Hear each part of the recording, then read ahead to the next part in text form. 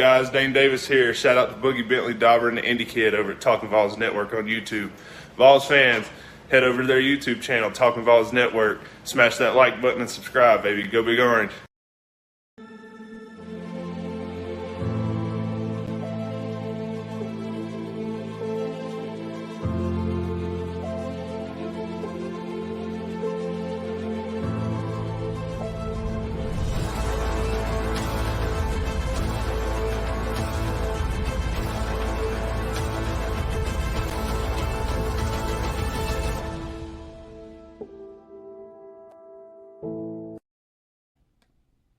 Welcome to the Talkin VAWLS Network. My name is Boogie Bentley, and I did not expect to be back with another video this soon. Just dropped a video less than 2 hours ago.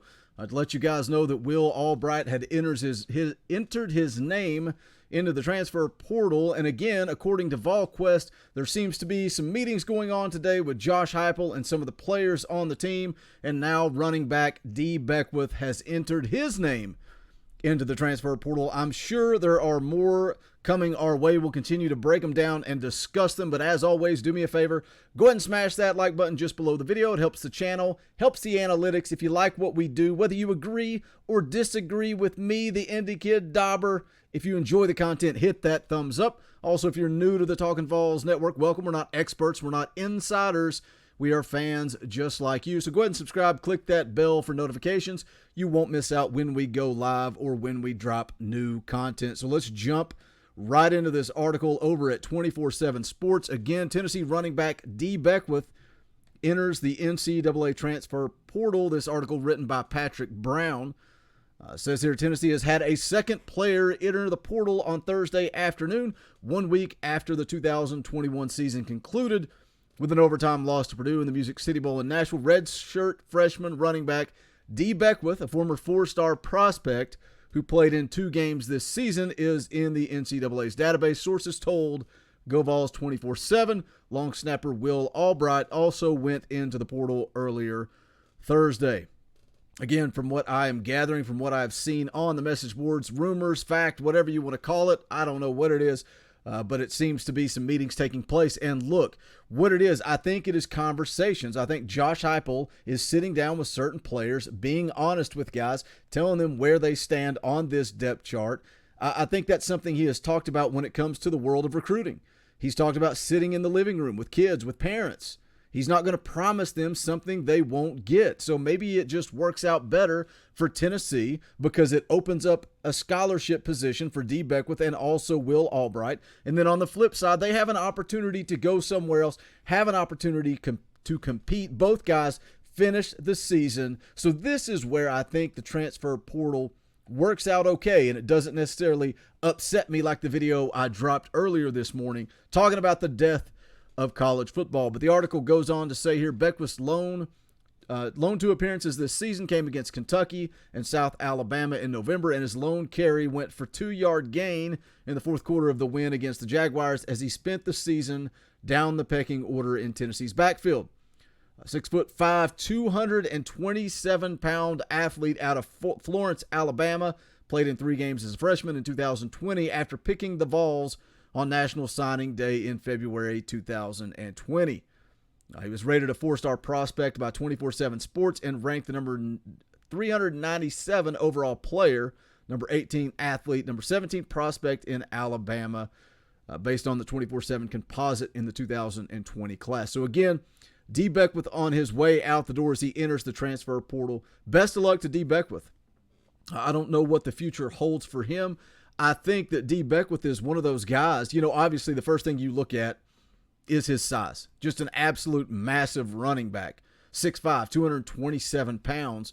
But what was something that Tennessee was in desperate need of this year? In short yardage situations, when Tyon Evans was banged up, after Tyon Evans left, we talked about needing a big, physical SEC caliber back. And knowing that Dee Beckwith with that size was buried on the depth chart, it makes you ask why. Obviously, something there is missing. And Dee Beckwith is a guy, just like Harrison Bailey, that I think we as Tennessee fans have built up. We've overhyped. We've placed these expectations out there that simply cannot be reached. So we've kind of built up this myth, this legend in Harrison Bailey, who has also entered the portal earlier in the year, mid-season, call it what you want, quit on his teammates. He left before the task was done. But Harrison Bailey is in the portal, and the grass isn't always greener on the other side. Still, no word from Harrison Bailey. And when you look at the transfer portal and the number of quarterbacks out there, Harrison Bailey's going to have a hard time ending up somewhere like a Georgia or a Florida or an Alabama that some of you guys seem to think that he was going to go there and dominate. Maybe he'll prove me wrong. Maybe I'll have to eat some crow. But if you're pulling for Harrison Bailey to succeed anywhere else in the SEC, then maybe you should go pull for that team instead of the Vols.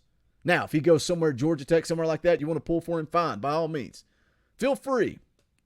But I think we have created this lore, this myth, this legend of Harrison Bailey and Dee Beckwith. Dee Beckwith's a guy that didn't play a whole lot of football in high school. He's just a raw, physical athlete. I still think he can go somewhere, be developed, and have success on the football field. Unfortunately, that's just not going to be at Tennessee. And that's something, we've talked about over the last few weeks, looking at these names in the transfer portal.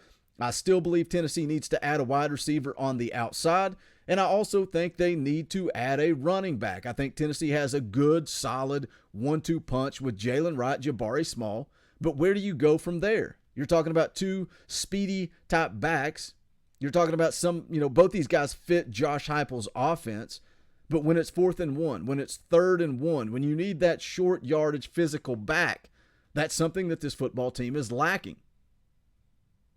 Where does Laneith Whitehead end up? Does he go anywhere in that running back room? I think Tennessee is going to look to add another running back through the portal. I said earlier in the video about Will Albright, they're currently looking at a running back transferring out from Wake Forest. They are evaluating. They are talking to him. He's been in constant communication with the coaching staff, so we'll see how that plays out. But Tennessee's going to continue to evaluate and look to add talent on this football team. But with the absence of Dee Beckwith, the absence of Tyon Evans, this running back room gets smaller and smaller, so they need to add somebody there as well. Again, going to continue to keep you guys updated. Hit that comment section. Let me know your thoughts. Who's out next? Who do you think could be next? I mentioned in the earlier video the Jimmy Callaway, the Jimmy Holiday. Some of you guys agree, some of you guys disagree. But when you look at that trio of young wide receivers, the Jalen Hyatt, the Jimmy Callaway, the Jimmy Holiday, are they looking in the rearview mirror? Have they had that honest conversation with Josh Heupel? Did he recruit over them in the class of 22? Tennessee added a lot of talent at the wide receiver position.